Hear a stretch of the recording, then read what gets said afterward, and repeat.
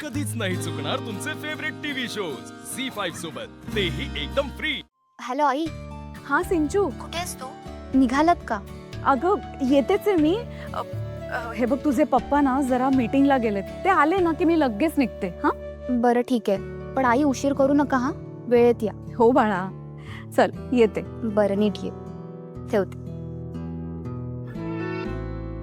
सिद्धू सिद्धू, हा? ऐक ना, माझं एक काम करशील का? हा, बोल.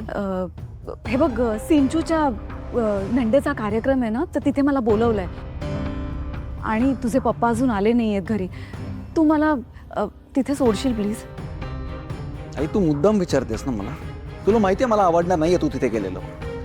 अरे नाही रे राजा, हे बघ, व्यायांकडे कार्यक्रम आहे म्हटल्यावर मला जायला हवं ना तिथे. अच्छा, आणि त्यांनी जो त्रास दिलाय तो तरी जायचं?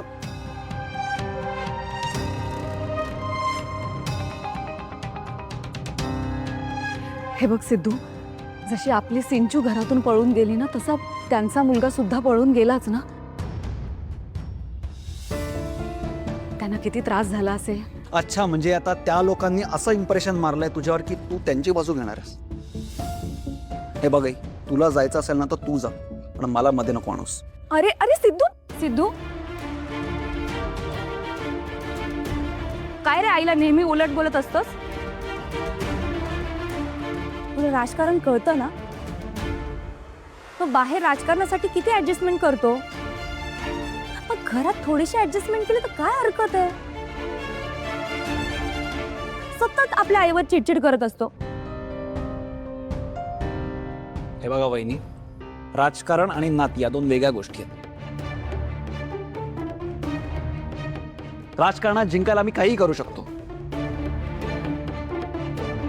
पण नात्यात जर माझा अपमान होत असेल ना, तर मग मी थांबणार नाही. सिद्धू, अरे आई, तुला माहिती आहे ना मी हट्टी आहे. मी कुठेही येणार नाहीये, माझ्या मागे लागू नकोस. तू पप्पानी जायला सांगितलंय तिला तिथे, तिला कशाला अडवतोस? आणि चिडचिड कशाला करतोस उगाच? बघ, कोण काय बोलतंय आणि मला फरक पडत नाही. या बाबतीत मी कोणाचाच ऐकणार नाहीये. अरे पण सिद्धू, आजी नाही. आपण एकदा ठरवलं ना की त्या लोकांशी आपण संबंध ठेवणार नाही आहोत, मग नाही ठेवायचा, संपला विषय. अरे